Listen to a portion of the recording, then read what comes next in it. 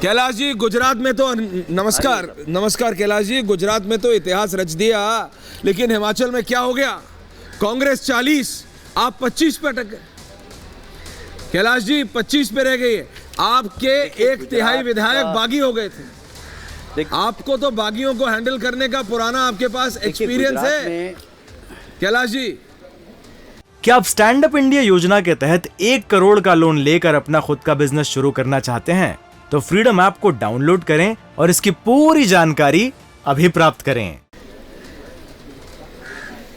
पहली बात तो मैं गुजरात की जीत के लिए एक कमेंट्स करना चाहता हूं। बताइए कि गुजरात में देश के इतिहास में आज़ादी के बाद जितने भी चुनाव हुए हैं अभी तक, उसमें गुजरात एक ऐसा उदाहरण है सारे देश के राजनीतिक दलों के लिए कि लगातार वहाँ सरकार 95 से है और वोट परसेंटेज बढ़ रहा है। आप यदि वोट का एनालिसिस करेंगे तो 95 में हमारा 42% वोट था, उसके बाद 46 हुआ, उसके बाद फिर 49 हुआ और अब लगभग 55% के आसपास हमको वोट मिल रहा है। इसका मतलब है कि वहाँ पर पार्टी के नेताओं ने जनता का विश्वास जीता है, विशेषकर मोदी जी ने वहाँ पर तपस्याएं की है और उस तपस्या का परिणाम है कि इतनी बड़ी विक्ट्री हमको मिली। कैलाश जी, अगर मैं आपको बताऊं, देखिए आपने कहा आपका वोट शेयर बढ़ा, मैं सिर्फ आपको इतना कह रहा हूं, विरोधी दल कैलाश जी देखिए आप बहुत वरिष्ठ नेता हैं। बंगाल जैसे प्रदेश में भी जहां पे अभिषेक इनको पता था कि ममता बनर्जी को हराना आसान नहीं होगा, वहां भी आपने ऐसी लड़ाई की कि जैसे कोई कल नहीं है। लेकिन गुजरात में तो आपको पता था कि देखिए नरेंद्र मोदी फैक्टर ऐसा ओवरवेलमिंग है कि आपने कांग्रेस का 1985 का रिकॉर्ड तोड़ते हुए आप लोग दिख रहे हैं। लेकिन हिमाचल प्रदेश में भी तो कैलाश जी आपकी जिम्मेदारी थी। कैलाश जी 1/3 विधायक आपके बागी हो गए और आपके नेतृत्व ने वहां के कुछ किया नहीं। राष्ट्रीय अध्यक्ष हिमाचल से आते हैं, अनुराग ठाकुर हिमाचल से आते हैं, हिमाचल के ऊपर और ध्यान देना चाहिए था कैलाश जी। नहीं, हम इसके ऊपर शाम को पूरे परिणाम आने के बाद निश्चित रूप से आकलन करेंगे ही और कहाँ हमारी कमी रही हुई उसको ठीक करने की कोशिश भी करेंगे। यदि हम वहाँ पर हारेंगे तो निश्चित रूप से हम उसका आत्मचिंतन करेंगे, हम इससे इनकार नहीं कर रहे हैं। पर मैं इतना ज़रूर कहूँगा कि चाहे कोई सा भी राजनीतिक दल हो, गुजरात इस देश के राजनेताओं के लिए एक मॉडल स्टेट है। विरोधी जो मोदी जी को गाली देते हैं, गाली देने से उनका दल नहीं बढ़ेगा। वहाँ पर जाकर देखें तो सही कि गुजरात में विकास क्या होता है और विश्वास किस प्रकार जीता जाता है। ये इसका एक प्रमाण है जिससे प्रदेश का भी विकास होगा और देश का भी विकास होगा। मैं समझता हूँ कि मोदी जी ने गुजरात में ये परिणाम देकर एक उदाहरण प्रस्तुत किया है सब राजनीतिक। बिल्कुल कैलाश जी, अभिषेक बोल रहा हूँ। आपने कहा आप आत्मचिंतन करेंगे, हिमाचल के बारे में आत्ममंथन करेंगे। अब चूंकि हिमाचल के केस में आपके बड़े नेता इन्वॉल्व हैं, दोनों के गढ़ में सेंध लगी है, तो वो आत्मचिंतन और आत्ममंथन जो होगा उसमें उस बात का ध्यान रखा जाएगा।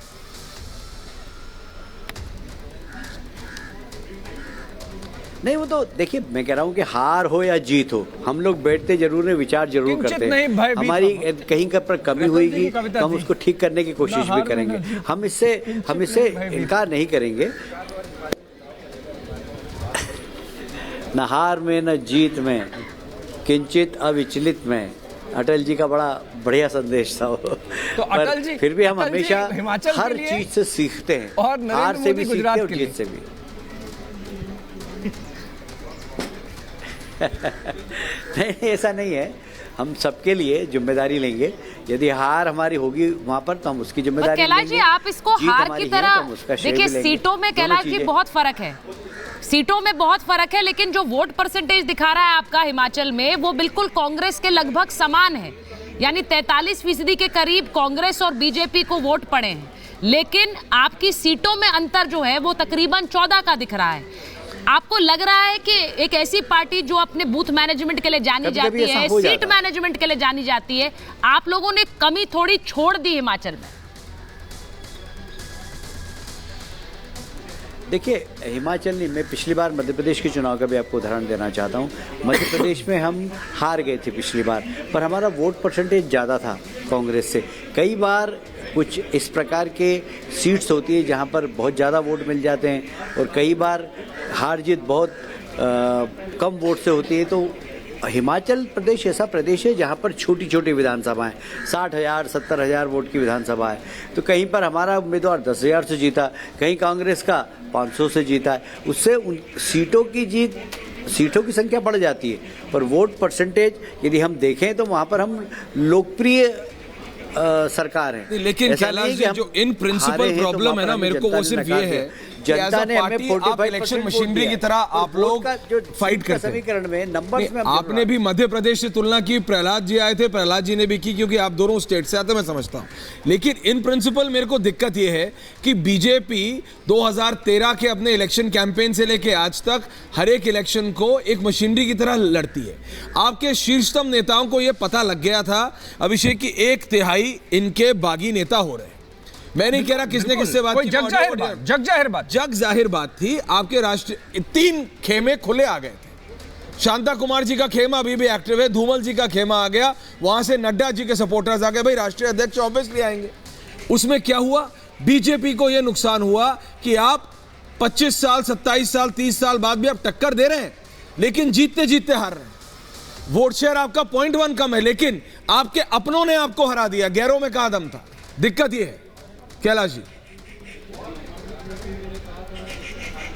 देखिए, ऐसा है कि आप हिमाचल प्रदेश का इतिहास जानते हैं, वहाँ हमेशा रिवाज ये रहा ऑल्टरनेट होता है, एक बार कांग्रेस सरकार, एक बार बीजेपी की सरकार। हमने कोशिश की कि इस बार रिवाज तोड़ें, हमने काफ़ी प्रयास किया। यदि आप देखेंगे तो वोट परसेंटेज की दृष्टि से हम बराबर, हमें जनता ने वहाँ पर, हम लोकप्रिय पार्टी है वहाँ की, हम लोकप्रिय सरकार है, पर सीट के समीकरण में हम जरूर थोड़े से पिछड़ रहे हैं। और शाम तक परिणाम आने दीजिए, मुझे लगता है कि थोड़ा सा चेंज होगा।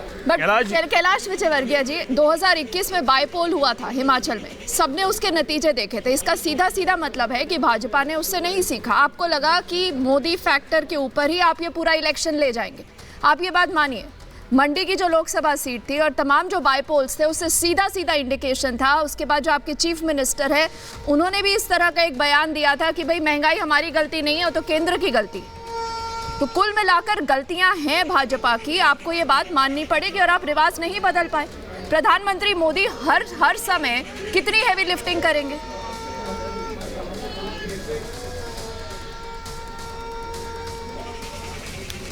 नहीं, मैं आपकी बात से इनकार नहीं करता हूँ, पर मैंने कहा ना, हम हार में भी एनालिसिस करते हैं और जीत में भी एनालिसिस करते हैं। जीतने के बाद भी यदि हमारी कुछ कमी हो तो हम उसको सुधारने की कोशिश करते हैं। ये पार्टी अगर 10 लोगों की पार्टी से 20 करोड़ की पार्टी बनी है, तो हमने सीख के ही हम लोग बने, अपने आप को सुधार के हम लोग इतनी बड़ी पार्टी बने। तो अभी भी हम सीखेंगे और जहाँ गलती है उसको सुधारेंगे। क्या आप स्टैंड अप इंडिया योजना के तहत 1 करोड़ का लोन लेकर अपना खुद का बिजनेस शुरू करना चाहते हैं? तो फ्रीडम ऐप को डाउनलोड करें और इसकी पूरी जानकारी अभी प्राप्त करें।